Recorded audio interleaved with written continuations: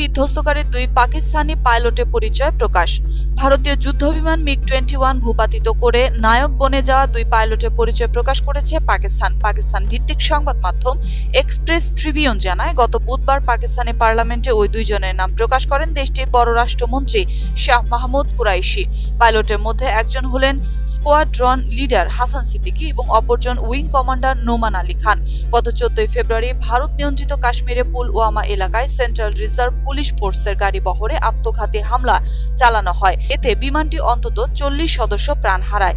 পাকিস্তান ভিত্তিক জঙ্গি গোষ্ঠী জৈশ-ই মোহাম্মদ হামলার দায় স্বীকার করে।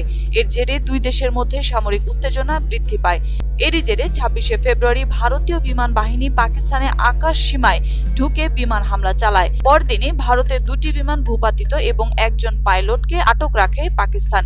একদিকে ভারত দাবি করে তাদের যুদ্ধবিমান পাকিস্তানের আকাশ সীমায় অতিক্রম করে বালাকোটের জঙ্গি সংগঠন জৈশ-ই মোহাম্মদের স্থাপনায় হামলা চালিয়েছে, কিন্তু নিজেদের বিমান ভূপাতিত হওয়ার বিষয়টি অস্বীকার করে।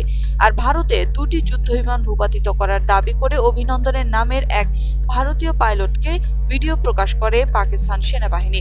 পরে একটি যুদ্ধবিমান ভূপাতিত হওয়ার সত্যতা স্বীকার করে ভারত। অবশ্য নানা নাটকীয়তার পর পাইলট অভিনন্দনকে ভারতে ফিরিয়ে দেয় পাকিস্তান। এই ঘটনার বেশ কিছুদিন পর ভারতে মিগ-21 ভূপাতিত হওয়ার পেছনে পাকিস্তানের দুই পাইলটের হাত ছিল বলে তাদের পরিচয় প্রকাশ করল পাকিস্তান।